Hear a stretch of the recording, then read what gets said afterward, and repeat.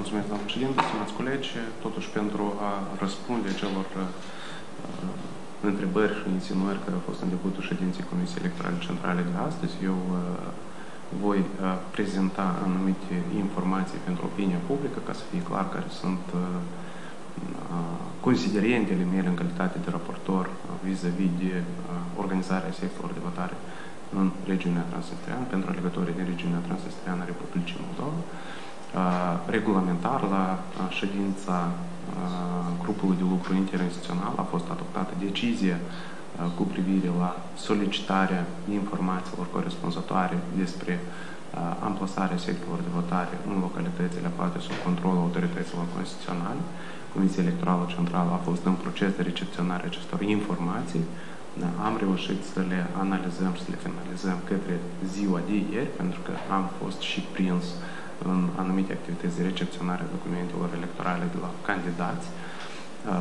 Nu este o scuză, dar este o explicație pe care trebuie să o ofer pentru toată lumea, ca să fie clar care au fost considerentele, respectiv urmează să analizăm.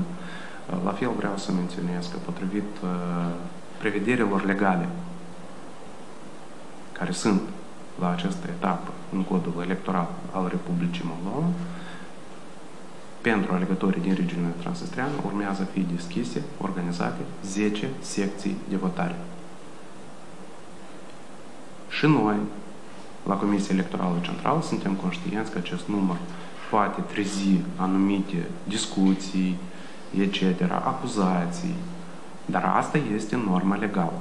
Din acest considerent și noi, eu, împreună cu colegii din Direcția Management a Legii, am încercat să găsim o soluție care să îmbine perfect acele prevederi legale care există cu căile de acces care există către secțiile de votare, așa încât să putem să organizăm deschiderea secțiilor de votare cât mai facil posibil, reieșind din acele prevederi legale care există și din acea dinamică de participare a alegătorilor din regiunea Transnistreană la scrutinile din Republica Moldova. Deci, reiterez, ultimele 3 scrutinii, dinamica este următoare: 31.000, în descreștere 28.000, turul 2, alegerile din anul trecut, 28.000 din anul 2021, 31.000, turul 2, alegeri prezidențiale, 28.000 alegeri prezidențiale anul trecut și referendumul republican și deja, 26.000. Dacă facem o medie, este 28.000 și ceva, aproape 29.000 și dacă raportăm la numărul de alegători care este arondat la o secție de votare, noi trebuie să deschidem 10 secții de votare. Asta este realitatea care place sau nu place colegilor care încearcă să speculeze pe acest subiect.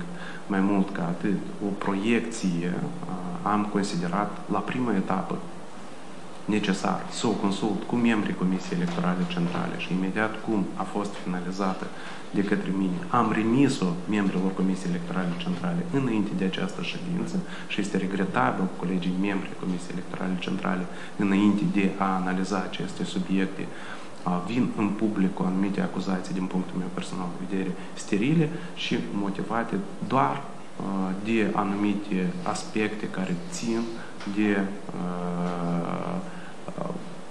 hai să zicem, încălcarea unui termen asumat de Comisia Electorală Centrală. Asta este adevărat și asta recunosc și am explicat de ce au fost aceste rețineri. Și atrag atenția la ceea ce a menționat doamna Bărburoș în debutul acestei ședințe.